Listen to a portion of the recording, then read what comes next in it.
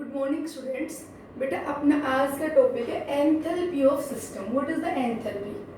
तो लास्ट में पढ़ा था हमने इंटरनल एनर्जी के बारे में, कि summation of the all type of energies of a system, जिसमें ट्रांसलेशनल, रोटेशनल, वाइब्रेशनल, इलेक्ट्रॉनिक सब आ गए। Know what is enthalpy? Enthalpy is also form of energy. ये बेटा एनर्जी की फॉर्म है। अगर एक सिस्टम की इंटरनल एनर्जी में प्रेशर, वॉल्यूम, वर्क ऐड कर दिया जाए तो a summation of the internal energy and pressure volume work it known as enthalpy। ये एंथैल्पी कहलाती है। बिल्कुल बेटा इंटरनल एनर्जी की तरह एंथैल्पी भी कैसी property? Extensive property. Means it's magnitude depends upon amount पे डिपेंड करता है। ठीक। It is state function. Means इसका चेंज होना, कि एक सिस्टम अगर अपने इनिशियल स्टेट से फाइनल स्टेट में गया तो उसका मैग्नीट्यूड क्या होगा? What will be the change in enthalpy if a system convert from A to B? तो HB minus HA डिपेंड करेगा इनिशियल एंथैल्पी क्या थी और फाइनल एंथैल्पी क्या होगी। No depends upon the path, its magnitude depends upon the initial state and final state. इसने कौन सा पाथ फॉलो किया? ए से बी में कन्वर्ट होते टाइम ये वाला पाथ फॉलो किया, ये वाला फॉलो किया, ये वाला किया। बेटा इस पे डिपेंड नहीं करेगा। ए था, बी में कन्वर्ट हुआ, तो change in enthalpy is a state function. Final क्या हो गई एंथैल्पी? इनिशियल क्या थी? Depends only upon initial and final state, no depends upon the path followed by the system. Okay, means similar to the internal energy. Internal energy भी एक extensive property है और उसका चेंज होना भी एक स्टेट फंक्शन है। ठीक है, उसमें एक इंपॉर्टेंट बात बताई थी कि Q और W ये स्टेट फंक्शन नहीं है, बट इनका सम स्टेट फंक्शन है। इनका सम किसके बराबर होता है? डेल्टा U के बराबर, और ये स्टेट फंक्शन है। ठीक, तो एंथैल्पी का चेंज होना भी क्या है? एक स्टेट फंक्शन। बट हम एग्जैक्ट वैल्यू एंथैल्पी की फाइंड आउट नहीं कर सकते।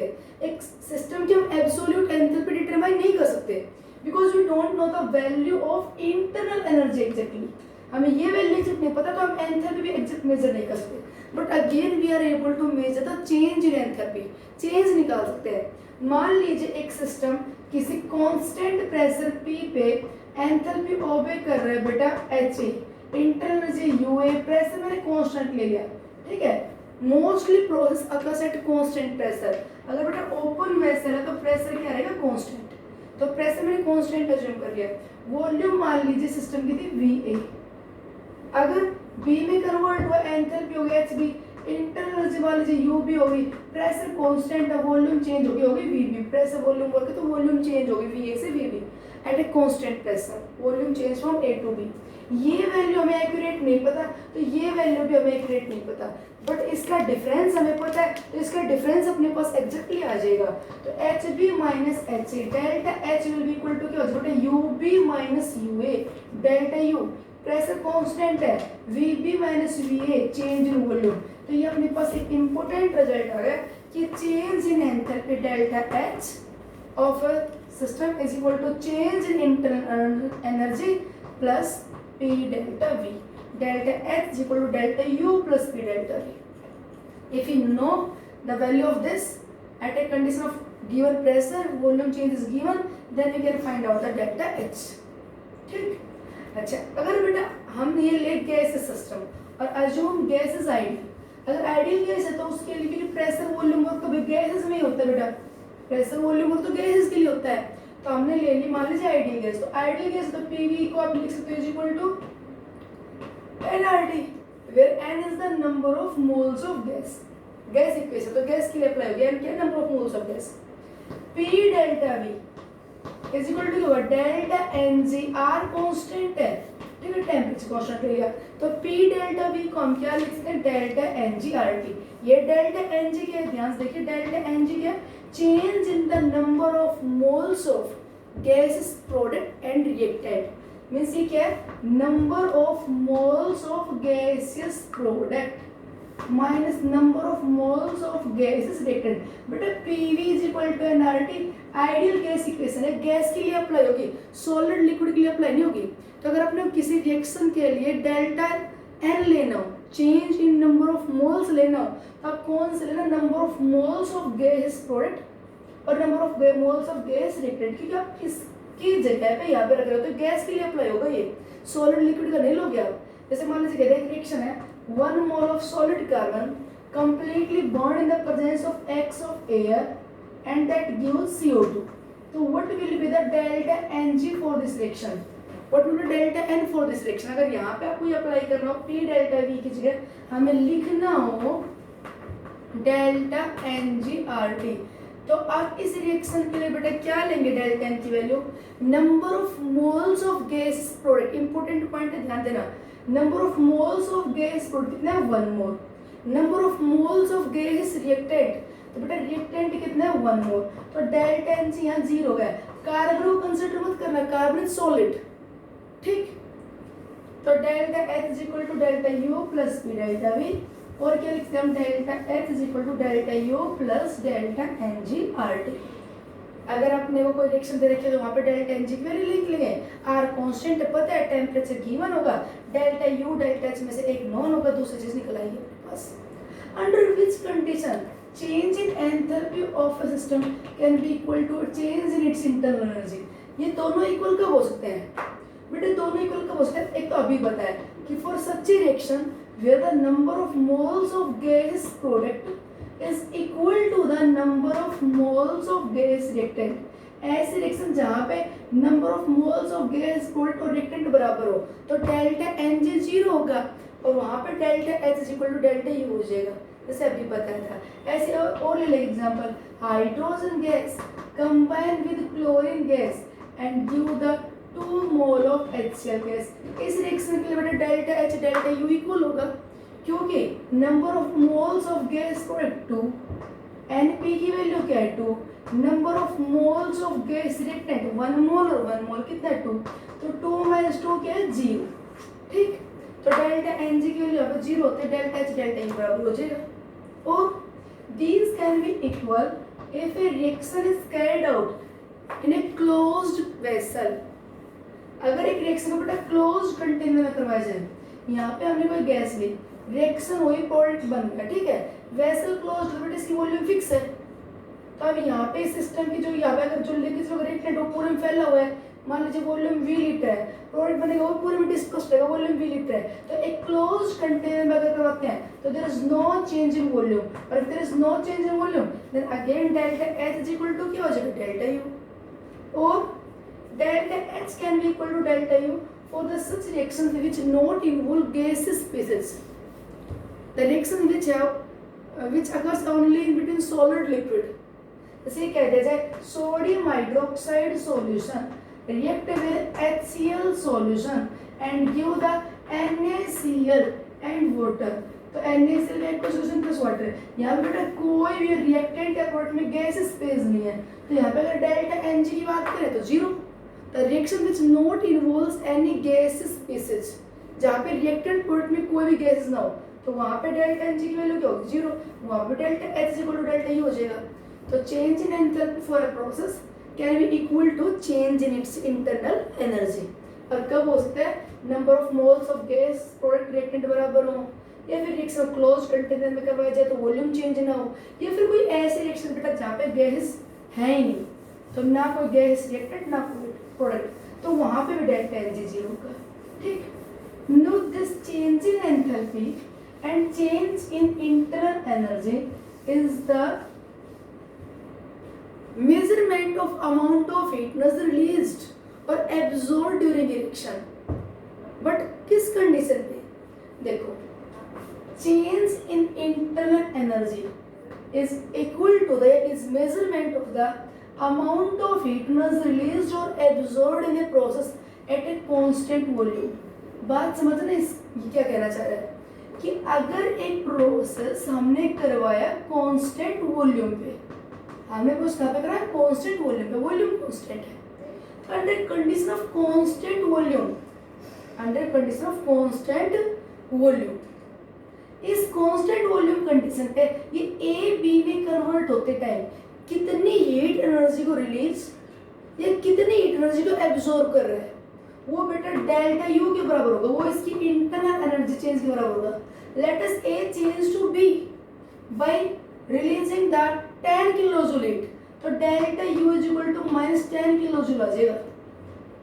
डेल्टा यू होता है क्यू प्लस डब्ल्यू के बराबर, डेल्टा यू क्या होता है क्यू प्लस डब्ल्यू के बराबर। मैं डेल्टा यू को क्यू के बराबर क्यों ले रही हूँ, क्योंकि वॉल्यूम क्या है कांस्टेंट, ये वर्क कौन सा होता है प्रेशर वॉल्यूम वर्क, और प्रेशर वॉल्यूम वर्क तो वॉल्यूम तो बेटा कांस्टेंट है, तो वॉल्यूम तो चेंज हो ही नहीं। तो इस कंडीशन पे बताओ डेल्टा यू अपने हीट का लॉस या गेन मेजर कर रहा है। देखो फर्स्ट लॉ ऑफ थर्मोडायनेमिक्स कहता है कि change in internal energy is equal to this. ठीक, ये वर्क कौन सा होता है बेटा mechanical work, pressure volume work. तो वर्क की जगह क्या लिखते हैं P delta V. If reaction is carried out at a constant volume, अगर कोई रिएक्शन आप कांस्टेंट वॉल्यूम पे करवा रहे हो तो ये क्या हो गया यहाँ पे जीरो, और कांस्टेंट वॉल्यूम पे बताओ delta U is equal to amount of heat energy released या एब्जॉर्ब्ड के बराबर आ गया। इफ हीट एनर्जी रिलीज तो डेल्टा यू आपका नेगेटिव आ जाएगा, if heat energy absorbed during the reaction तो डेल्टा यू आपका पॉजिटिव आ जाएगा। तो change in internal energy can be defined as the amount of heat energy released or absorbed in a process at a condition of constant volume। ठीक है, थोड़ा दिमाग से समझ रहे हैं इसको कि कभी भी हमें रिएक्शन कांस्टेंट वॉल्यूम पे करवाएं उस टाइम जितनी हीट एनर्जी रिलीज या एब्जॉर्ब होगी वो उस प्रोसेस का डेल्टा यू मेजर करेगा, मतलब वो उस प्रोसेस का क्या बताएगी चेंज इन इंटरनल एनर्जी, क्योंकि डेल्टा यू तो क्यू प्लस डब्ल्यू के बराबर है, वॉल्यूम कांस्टेंट है तो अब ये डब्ल्यू तो जीरो हो गया। ठीक, same change in enthalpy may be defined as the amount of heat energy released or absorbed in a process at a condition of constant pressure। constant pressure पे एक सिस्टम कितनी हीट एनर्जी रिलीज या absorb करता है वो उसकी change in enthalpy को measure करता है।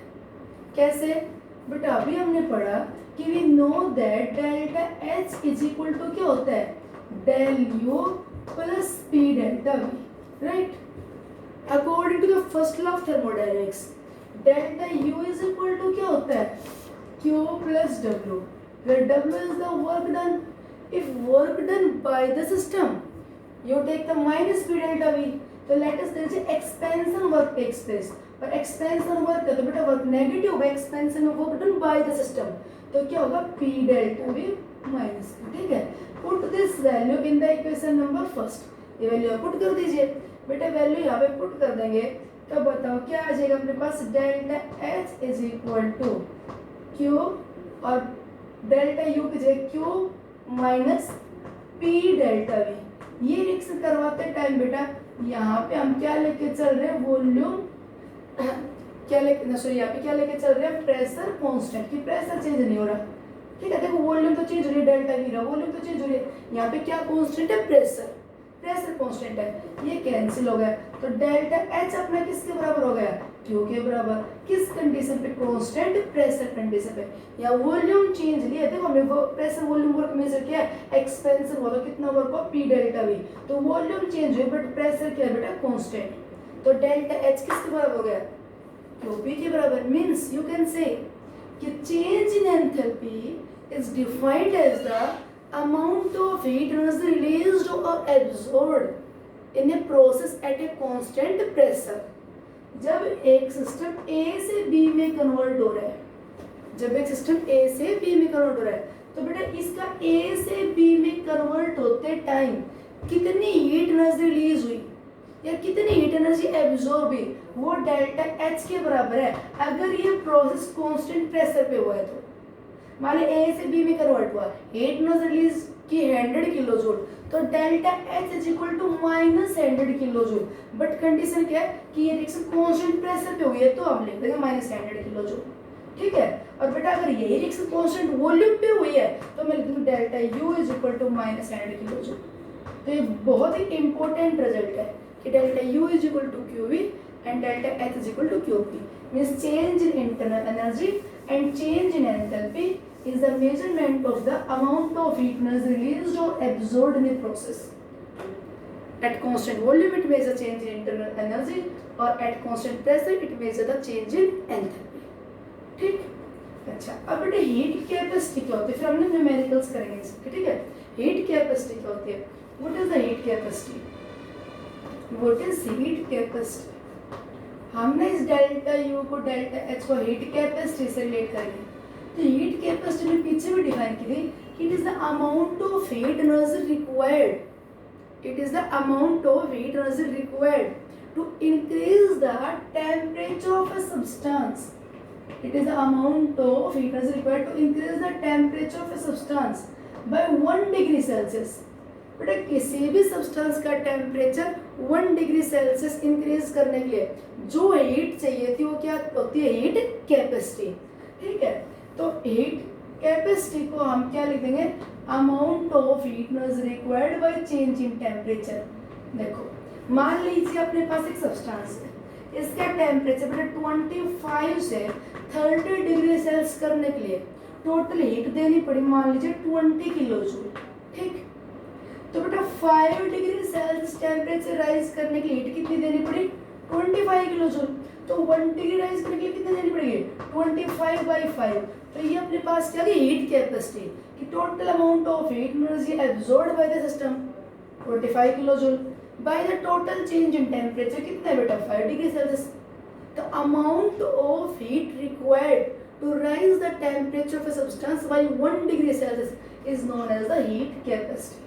ठीक, अच्छा अगर बेटे हीट कैपेसिटी मेजर कीजिए कांस्टेंट प्रेशर पे, means amount of heat energy required to raise the temperature of a substance by 1 degree Celsius at constant pressure. तो उसे क्या बोलते हैं, heat capacity at constant pressure.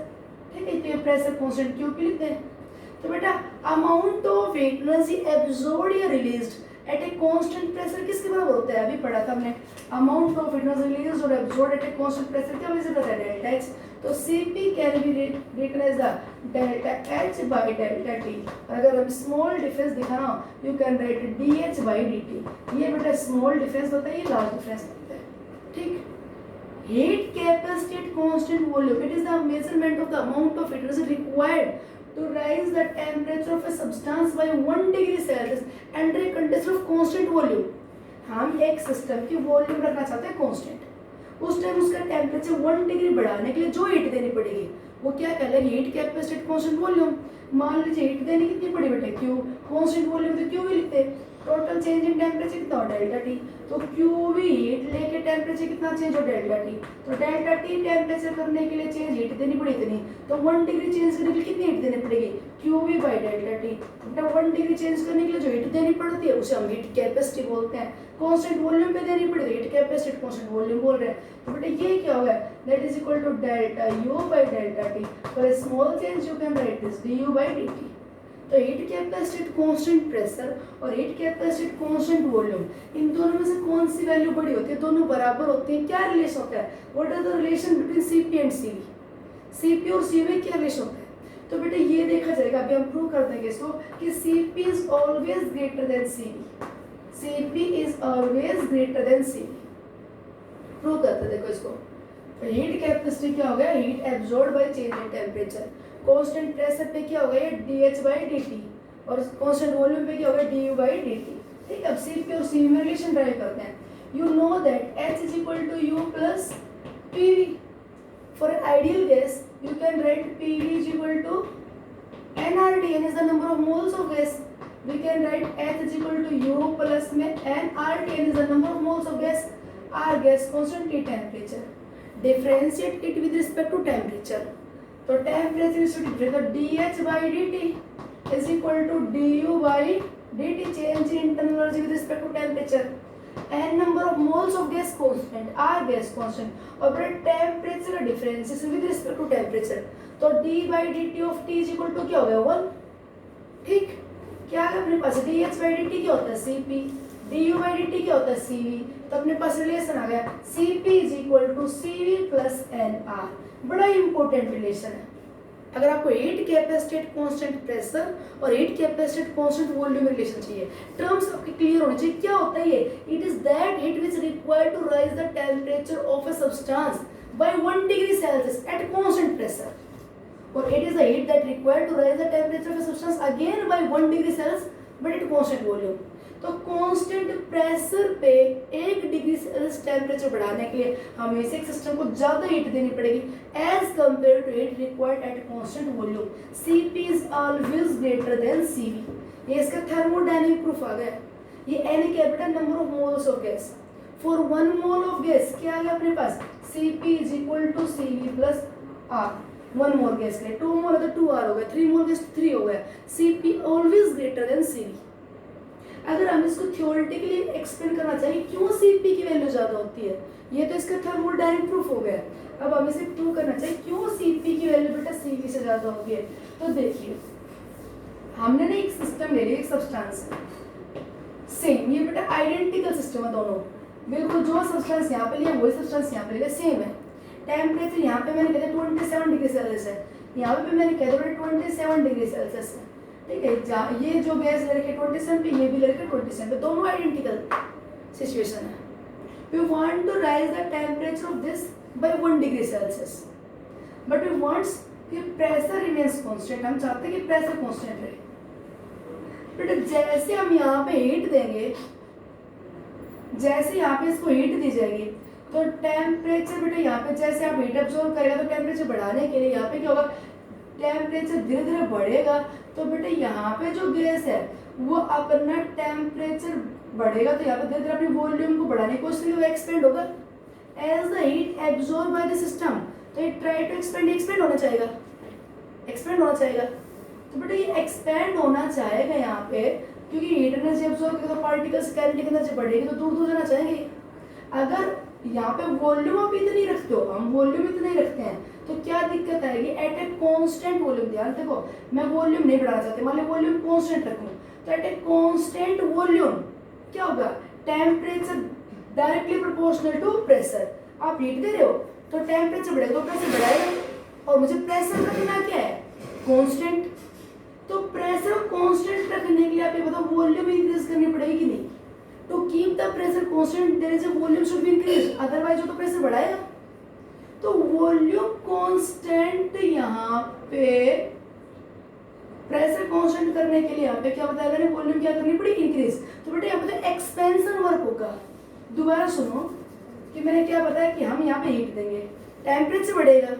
अगर वॉल्यूम इतनी रहेगी तो at a constant volume temperature directly proportional pressure, वो प्रेशर को बढ़ाएगा, और प्रेशर रखना मुझे कांस्टेंट। तो to keep the pressure constant there must be increase in volume, volume increase करनी पड़ेगी। और बेटा अगर ये अपनी वॉल्यूम को इंक्रीज करेगा, it means there is an expansion work takes place. यहाँ पे एक्सपेंशन वर्क होगा, तो some energy here waste in expansion work. जो आप हीट दे रहे हो उसमें से कुछ एनर्जी वेस्ट हो जाएगी एक्सपेंशन वर्क में। मीन्स जो हम यहाँ पे हीट में से दे रहे हैं to raise the temperature 1 degree Celsius, मान लीजिए 5 किलो जूल सफिशिएंट थी, और उस 5 किलो जूल में से बेटा 1 किलो जूल तो एक्सपेंशन में वेस्ट हो गई। एक्सपेंशन यहाँ पे जरूरी है, क्योंकि एक्सपेंशन नहीं होगा, वॉल्यूम नहीं बढ़ेगी तो फिर प्रेशर बढ़ जाएगा, और मुझे प्रेशर रखना है कांस्टेंट। यहाँ पे देखो कीपिंग वॉल्यूम कांस्टेंट, आपको वॉल्यूम कांस्टेंट रखनी है। तो जो भी यहाँ पे प्रेशर बढ़ता बढ़ने दो, कोई दिक्कत नहीं है। तो बेटा जो भी आप हीट दोगे वो सीधा का सीधा क्या करेगा, use to raise the temperature. Temperature बढ़ेगा, प्रेशर बढ़ेगा, बढ़ने दो प्रेशर, यहाँ पे कोई दिक्कत नहीं है, क्योंकि मुझे वॉल्यूम कांस्टेंट रखनी है। तो यहाँ पे एक्सपेंशन वर्क में हीट का लॉस नहीं होता, जबकि यहाँ पे प्रेशर कांस्टेंट रखने के लिए वॉल्यूम बढ़ानी पड़ती है, एक्सपेंशन करना पड़ता है, उस चक्कर में हीट फालतू देनी पड़ती है। तो to keep the pressure constant, तो ये Cp की वैल्यू हमेशा बेटा क्या आती है, ग्रेटर देन Cv। ठीक है, थर्मोडायनेमिक प्रूफ करके Cp = Cv + n आ रहा था, और ये इसका थ्योरेटिकल प्रूफ कि to keep the pressure constant there must be volume is increased. If volume increased means expansion takes place, expansion takes place. तो आप यहाँ पे जो हीट दे रहे हो वो टेम्परेचर नहीं बढ़ा रही, साथ में एक्सपेंशन वर्क भी कर रही है, तो कुछ एक्स्ट्रा एनर्जी देनी पड़ेगी आपको एक्सपेंशन करवाने के लिए, वहाँ पे एक्सपेंशन वर्क नहीं होगा। तो Cv की वैल्यू कम होती है as compare to Cp, right. Now what is the molar heat capacity and what is the specific heat? बेटा स्पेसिफिक हीट क्या होती है, तो स्पेसिफिक हीट होती है amount of heat energy which required, CS से रिप्रेजेंट करते हैं। CS या तो बेटा क्या होता है, हीट कैपेसिटी को कैपिटल C से रिप्रेजेंट कर देंगे, और स्पेसिफिक हीट के लिए थोड़ा स्मॉल c लिख देते हैं, या CS लिख दिया मैं specific heat. It is the amount of heat energy which required to increase the temperature of 1 gram of substance by 1 degree Celsius. Complete substance का टेम्परेचर 1 डिग्री बढ़ाने के लिए जो हीट देनी पड़े वो तो हीट कैपेसिटी, और एवरी 1 ग्राम सब्सटेंस का टेम्परेचर 1 डिग्री सेल्सियस बढ़ाने के लिए जो हीट देनी पड़े, amount of heat required to raise the temperature of 1 gram of substance by 1 degree Celsius, वो होती है स्पेसिफिक हीट। तो बेटा यहाँ पे क्या करेंगे, divide by the mass of the substance, mass से डिवाइड करो। मींस अपने पास 2 किलोग्राम एल्यूमिनियम है, इसको जब 50 किलो जूल हीट दी तो मान लीजिए टेम्परेचर इंक्रीज हो गया बाई 10 डिग्री, ठीक है। तो 10 डिग्री सेल्सियस टेम्परेचर राइज करने के लिए किसका 2 किलोग्राम एल्यूमिनियम का कितनी हीट देनी पड़ती है बेटा 50 किलो जूल देनी पड़ती है, ठीक है। 1 डिग्री सेल्सियस टेम्परेचर इंक्रीज करना हो किसका पूरे 2 किलोग्राम एल्यूमिनियम का, तो हीट कितनी देनी पड़ेगी total heat energy absorbed by total change in temperature कितनी देनी पड़ेगी बेटा 5 किलो जूल। तो 5 किलो जूल तो है heat capacity Q by delta T, ये तो क्या हीट कैपेसिटी। और अब आपको स्पेसिफिक हीट चाहिए तो 1 डिग्री टेम्परेचर राइज करना है किसका 2 किलोग्राम सब्सटेंस का, नहीं 1 ग्राम का। तो ये बताओ कि 1 ग्राम का टेम्परेचर 1 डिग्री राइज करने के लिए कितनी हीट देनी पड़ेगी 2 किलोग्राम के लिए कितनी देनी पड़ेगी 50 बाई 10, तो 1 ग्राम के लिए बेटा कितनी देनी पड़ेगी तो डिवाइड बाय द 2 किलोग्राम, मतलब ग्राम में कन्वर्ट कर दो इसे, तो पर ग्राम ये हीट आ रही। तो क्या करें कि जो हीट कैपेसिटी थी वो तो पूरे सब्सटेंस की थी, अब आप पूरे सब्सटेंस का जो मास है उससे डिवाइड कर दो तो अपने पास पर ग्राम हीट रिक्वायर्ड आ जाएगी कि हर 1 ग्राम का सब्सटेंस का टेम्परेचर 1 डिग्री राइज करने के लिए जो हीट चाहिए वो क्या कहलाएगी स्पेसिफिक हीट, ठीक है। तो यहाँ से अपने पास एक इंपॉर्टेंट रिलेशन आ रहा है, ध्यान से देखना क्या आ गया बेटा क्यों heat absorbed heat required to rise the temperature of 1 gram of substance by 1 degree Celsius. Q is equal to क्या है specific heat into mass of the substance, ये mass ग्राम में बेटा mass in gram into delta T. If you measure it at a constant volume, अगर आप इसे constant volume पे major कर रहे हो तो QV इज इक्वल टू क्या हो गया specific heat into m into delta T. ध्यान देना delta T change in temperature, m mass of substance in gram और स्पेसिफिक हीट। और अगर कांस्टेंट वॉल्यूम है तो you can write delta U is equal to C heat capacity into m into delta T. और मैंने पीछे बताया था कि at a condition of constant temperature means isothermal condition पे डेल्टा U जीरो होता है। तब देखो आइसोथर्मल होगा तो डेल्टा टी जीरो, तो बताओ डेल्टा U जीरो होगा कि नहीं। कभी न्यूमेरिकल कर रहे हो बहुत यूज होगा कि delta U is equal to Q plus W होता है, हम वर्क तो निकाल लेंगे P डेल्टा V से, ठीक है। वो पूछेगा आपसे डेल्टा U बताओ Q बताओ, तो अगर आइसोथर्मल कंडीशन ना तो आइसोथर्मल पे बेटा डेल्टा U क्या होगा जीरो और डेल्टा T जीरो हो गया, ठीक है। ये आपने specific heat amount of heat required to raise the temperature of 1 gram of substance by 1 degree Celsius. Now what is molar heat capacity, amount of heat energy required, molar heat capacity, amount of heat energy required to rise the temperature of 1 mole of substance by 1 degree Celsius. So total heat energy required by total change in temperature or by divide by total number of moles, तो बेटा पर मोल heat required आ जाएगी। Number of mole कैसे निकलेंगे given mass कितना है m gram divide by molar mass, तो अपने पास क्या आ जाएगी बेटा मोलर हीट कैपेसिटी। अगर कांस्टेंट वॉल्यूम पे लो तो molar heat capacity at constant volume, तो यहाँ पे Q भी कर देना। अगर आप कांस्टेंट प्रेशर पे लो तो ये QP कर देना जो डेल्टा H के बराबर हो जाएगा, ठीक है। ये थी molar heat capacity. At constant pressure पे लो तो Cp पर मोल आ जाएगी heat required to raise the temperature 1 degree Celsius of 1 mole of substance, ठीक। Now Cp by Cv heat capacity at constant pressure upon heat capacity at constant volume, बेटा इस ratio gamma से represent करते हैं, बड़ा important result है ये। अपना एडियाबैटिक प्रोसेस होगा ना वहाँ पे काम भी आएगी वैल्यू गामा की। तो Cp by Cv को रिप्रेजेंट करते हैं गामा से। Cp heat capacity at constant pressure, ये heat capacity at constant volume. और बेटा अगर कोई गैस मोनो एटॉमिक है तो उस मोनो एटॉमिक गैस के लिए बेटा गामा की वैल्यू आती है 1.66। अब याद रखना मोनो एटॉमिक गैस के लिए Cp by Cv 1.66। अगर गैस डाई एटॉमिक है तो मोनो एटॉमिक गैस कौन सी हो गई हीलियम मोनो एटॉमिक है, नियॉन मोनो एटॉमिक है। डाई एटॉमिक गैस जैसे O2 N2 ये डाई एटॉमिक गैस है, इनके लिए Cp by Cv की वैल्यू 1.40 होती है। और बेटा जो ट्राई एटॉमिक गैस होती है उनके लिए Cp by Cv की value heat capacity constant pressure upon volume ये वैल्यू बेटा 1.30 होती है। नेक्स्ट वीडियो में हम प्रूव भी कर देंगे। अब एक न्यूमेरिकल करते हैं, ठीक है। ये न्यूमेरिकल दी हुई है अपने को कि for the water vaporization it assume to be it is a perfect gas, कि वाटर वेपर्स एक परफेक्ट गैस है, मतलब आप H2O वेपर्स को क्या मान के चलिए गैस। अगर गैस मान के चलो तो आप ideal gas equation PV is equal to nRT ये अप्लाई कर सकते हो। इसलिए कहते हैं कि water vapours assume to be perfect gas. The molar enthalpy change for the vaporization of 1 mole of water at 1 bar pressure and 100 degree Celsius is 41 kilojoule per mole. बेटा पहली बात तो क्या होती है molar enthalpy change for vaporization. What do you mean by molar enthalpy change for the vaporization? Enthalpy of vaporization होती है amount of heat energy required to convert the 1 mole of any liquid into vapours at its boiling point.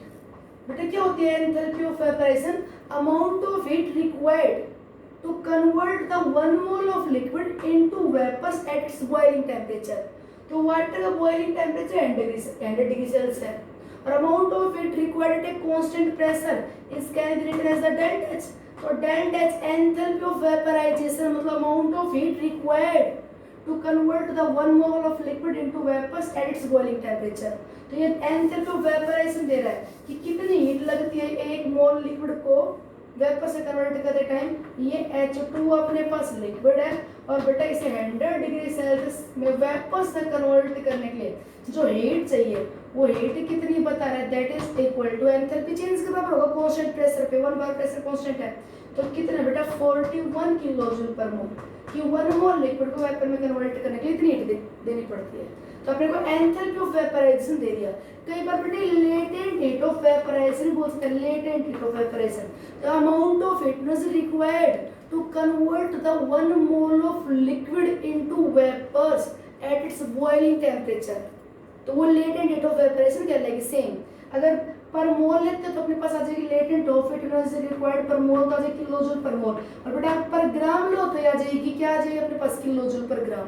कि 1 ग्राम liquid को vapour में convert करने के लिए कितनी heat देनी पड़ेगी उसके बॉइलिंग टेम्परेचर पे. या 1 मोल लिक्विड को कितनी हीट देनी पड़ेगी उसको वेपर में कन्वर्ट करने के लिए बॉइलिंग टेम्परेचर पे. तो क्या कहते हैं? Latent heat. ठीक है. तो enthalpy of vaporization latent heat एक ही बात है. लेटेंट हीट मोस्टली आपको पर ग्राम दी मिलेगी और एंथैल्पी ऑफ वेपराइजेशन पर मोल दी मिलेगी. लेटेंट हीट देगा 1 ग्राम लिक्विड को वेपर में कन्वर्ट करने के लिए कितनी हीट देनी पड़ी और ये मिलेगी आपको 1 मोल लिक्विड को वेपर में कन्वर्ट करने के लिए कितनी हीट देनी पड़ी. ठीक है. मतलब दोनों का एक ही है. तो ये दिया हुआ कहता है calculate the delta U for the process. आप इस प्रोसेस के लिए चेंज इन इंटरनल एनर्जी निकालिए. तो बेटा फॉर्मूला अप्लाई कर दो कि del H is equal to del U plus delta n g R T. ठीक है. अपने को डेल्टा एच की वैल्यू दे रखी है 41 किलोजूल पर मोल. बेटे किलोजूल में तो डेल्टा यू भी अपना किलोजूल में आ जाएगा. Delta n g change in number of moles of gas product and return during the process. तो 1 मोल लिक्विड से 1 मोल वेपर बने तो number of moles of gas product कितना बेटा? 1 मोल. रिएक्टेंट लिक्विड है गैस है नहीं तो number of moles of gas product था 1. तो 1 माइनस 0 डेल्टा एन जी की वैल्यू होगी 1. आर की वैल्यू 8.314 जूल में होती है बेटा. जूल में तो किलो जूल में 10 की पावर -3 किलो जूल. आर की वैल्यू लिख दी. टेम्परेचर कितना केल्विन है?